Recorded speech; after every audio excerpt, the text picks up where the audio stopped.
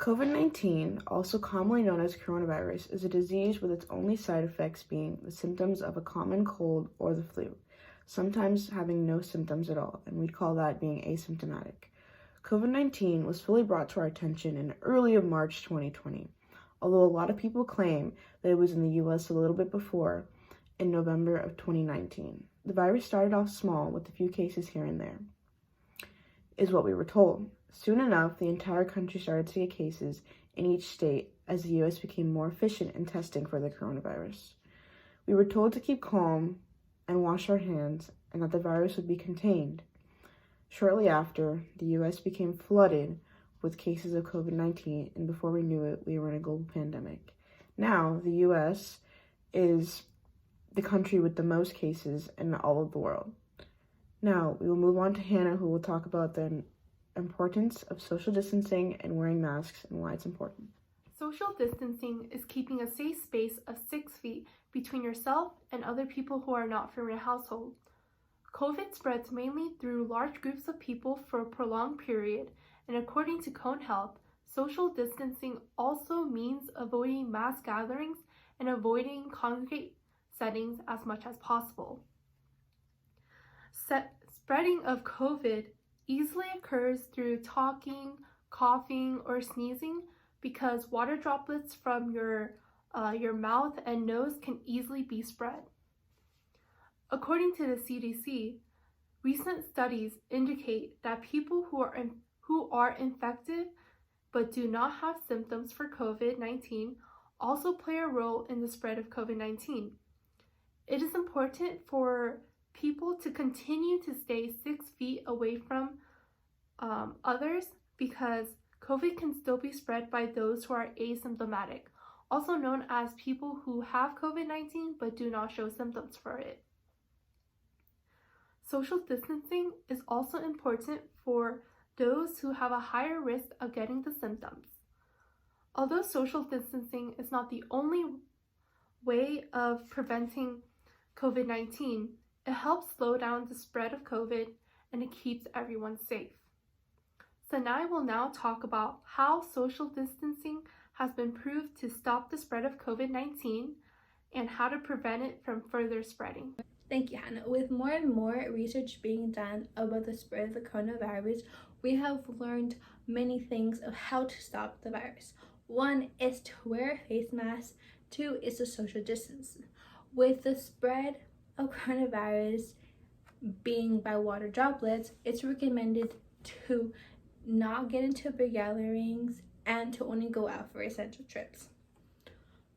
According to Health Affairs, social distancing and sheltered in place led to statistically significant reductions in the COVID-19 cases growth rate of 3.0 percentage points after 6 to 10 days, 4.5 percentage points to 11 to 15 days, 5.9 percentage points to 16 to 20 days, and 8.6 percentage points from 21 and onwards. We have seen with different countries taking the shelter in place and social distancing order seriously that they have a really low reduction of COVID cases. For example, New Zealand.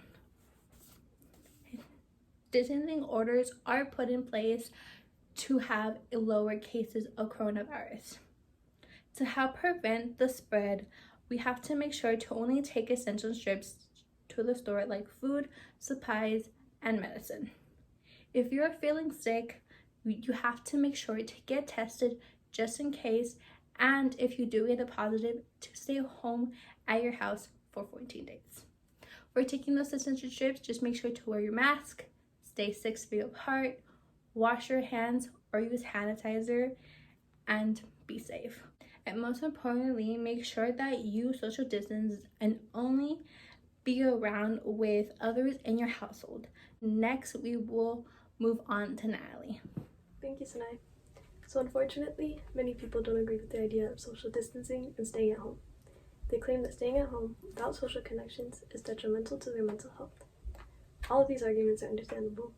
It is difficult experiencing a change in lifestyle so suddenly, And in addition, no one knows how long this will be going on for. However, we do know that we can shorten the amount of time that we have to live like this if we all follow what is suggested by the CDC and other health officials. One of the reasons we are still in an ongoing and worsening pandemic is because of how people disregard these protocols. People continue to go out with friends and family, oftentimes without even wearing a mask or keeping a 6-foot distance. Even if you do not feel sick, there is still a chance that you can be asymptomatic. Not knowing they have the disease, people continue to go out and spread the virus to others in a continuous cycle. People also state that because they're young and healthy, they won't get the virus. However, this isn't true. According to NPR journalist Will Stone, people in their 20s accounted for the largest share of confirmed cases compared to other age groups. Young people are more likely to go out and hang out with friends without precautions due to their personal fable and belief that nothing bad would ever happen to them.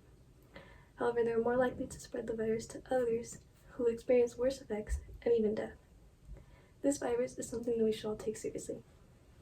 In addition, the holidays are coming up. You don't want this to be your last. Even if you don't feel sick, don't risk it. You don't want to accidentally kill someone that you love. So if we all follow the guidelines, FaceTime our friends and family instead, and stay home for the holidays, then we can overcome this horrible pandemic sooner and go back to our normal lives where we can safely see our friends and family again. And finally, we have Cynthia concluding with the importance of social distancing. Hi, my name's Cynthia. As my fellow classmates just assured us about what the coronavirus is, which is a disease that affects that are common cold or the flu, sometimes these effects can be minor or major. Social distancing is very important. Suggesting is 6 feet apart from people that are not in your household, as well as wearing a mask when you are going out to keep the spread from happening.